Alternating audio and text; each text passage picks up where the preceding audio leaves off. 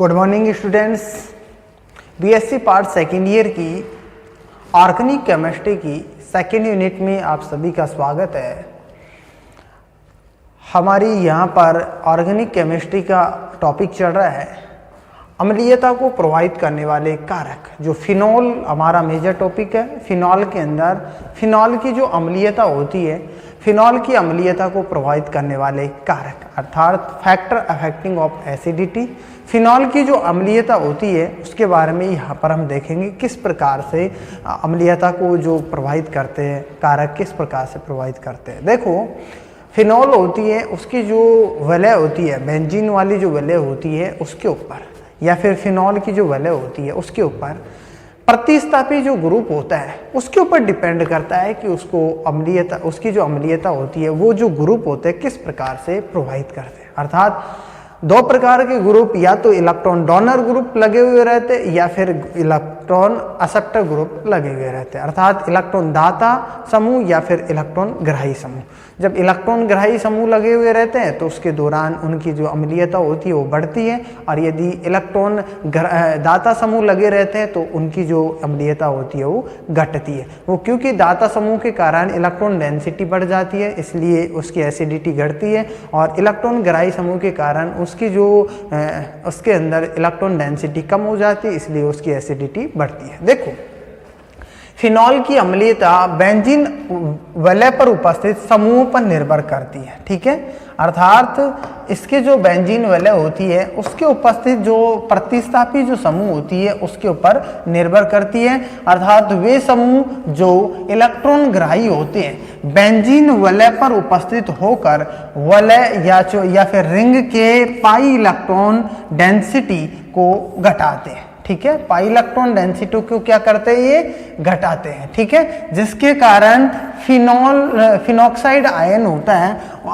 Phenoxide ion का ऋणावेश आसानी से रिंग में क्या हो जाता है, डीलोकलाइज्ड हो सकता है। अर्थात इन समूह या इन ग्रुप्स के कारण फिनॉल की एसिडिटी या अम्लीयता होती है वो बढ़ती है। किसके कारण?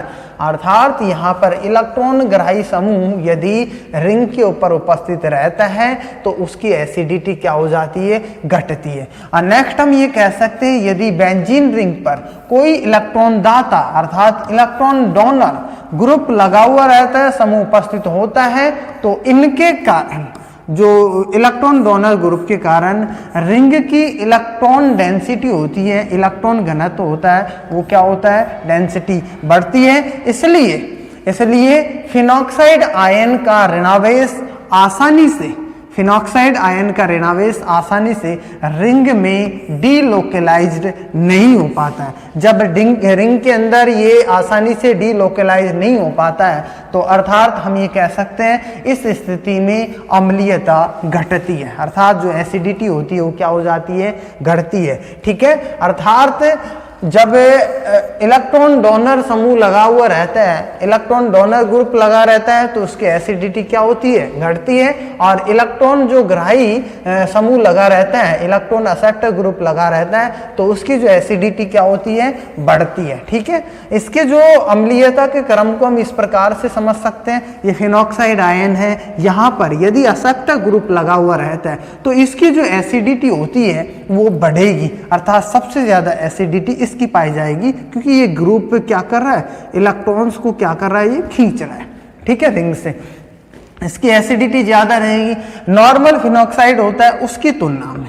और जो यदि ग्रुप दाता समूह यदि लगा हुआ है तो उसके दौरान इनकी एसिडिटी क्या हो जाती है, कम हो जाती है। ठीक है, तो इसकी एसिडिटी यहाँ पर जो ग्राही समूह लगा हुआ है तो इसकी एसिडिटी क्या रहेगी, इसकी एसिडिटी बढ़ जाएगी। ठीक है, क्या हो जाएगी, इंक्रीज। और इसकी जो एसिडिटी है, यहां पर देखो दाता समूह है तो इसकी जो एसिडिटी है क्या हो जाएगी, डिक्रीज हो जाएगी। ठीक है, तो यहां हमने देखा है कि जो फिनॉल होती है उसके फैक्टर अफेक्टिंग ऑफ एसिडिटी अर्थात फिनॉल की जो अम्लीयता होती है उसको प्रभावित करने वाले कारक कैसे होते हैं, क्या क्या होते हैं। ठीक है, नेक्स्ट हम बात करते हैं नेक्स्ट क्लास के अंदर। Thank you.